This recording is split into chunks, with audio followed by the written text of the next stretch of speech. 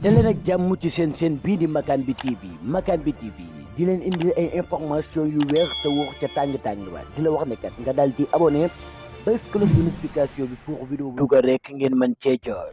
cant ak ngërëm ñeel na leen yéen ñuy topp seen bii di Info Actu Sénégal tey la àjjuma ñaar fukki fan ak juróom benn si weeru janvier 2024 dal leen ak jàmm si seen résumé d'actu.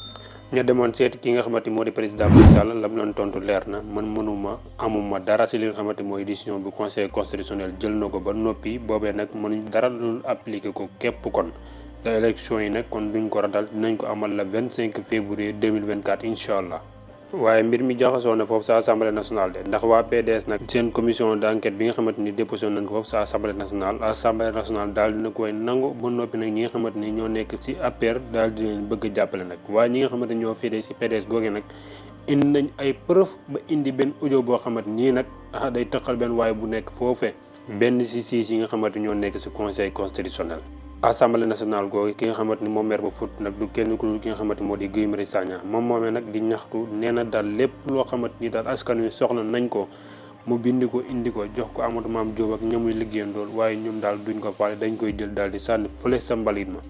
ku sorewul dara ak luxuskat nag wala koo xamante kuy jommal nit ñi la nag du kenn ku dul ki nga xamante ni moo di président Ousmane Sonko def benn vidéo boo xamante ni mën nañ ne bañ ko enregistré léegi ay weer la def waaye dafa mel ni daal ni ki tey jii la ko defoon sa biir vidéo ba nag mu ngi fay joxan bi ba ma baaraamu tuuma ñi nga xamante ni ñoo jiite suñu réew mi jamono ji nag di yëgati ay kàddu ne man mii kat xam naa ne dinañu ma jàpp buñ ma jàppee ba noppi dinañ tas li nga xamante ni moo di sama parti te nag li nga xamante ni moo di bu boobaa kon projet bi nag day daal di nax saay moo tax nag dinañ wut yeneen candidat yoo xamante ni ñooy mën a woyal li nga xamante ni moo di projet bi ndax projet bi nag nekkul jëmmi Ousmane Sonko bi waaye projet bii bu Ousmane Sonko nekkul dafa war a continuer ba faw di kàddu ki nga xamante moo di président Ousmane Sonko koo déglu ku ne taf say nopp ndax nag ab yéemu ci moom. waaye tamit nag la si gën a doy waar nee na vidéo yi di benn ndax ay série de vidéo la kon nañu xaar yeneen yi. lii nag moom am mboqus gu neex la gu jógee fi nga xamante ni moo di impôt et domaine ñoom nag nee nañu daal dajale nañ lu tolleeg 2300 milliards yoo xamante ni daal ab koppar la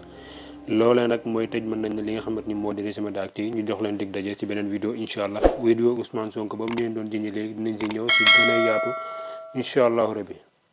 waaye laataa loolu ñu ngi leen di wax képp kuy gan si pass bi rek ñu ngi lay wax nga abonné te activé cloche de notification bi ndax lépp luñ dugal nga bokk si ñu koy njëkk a jot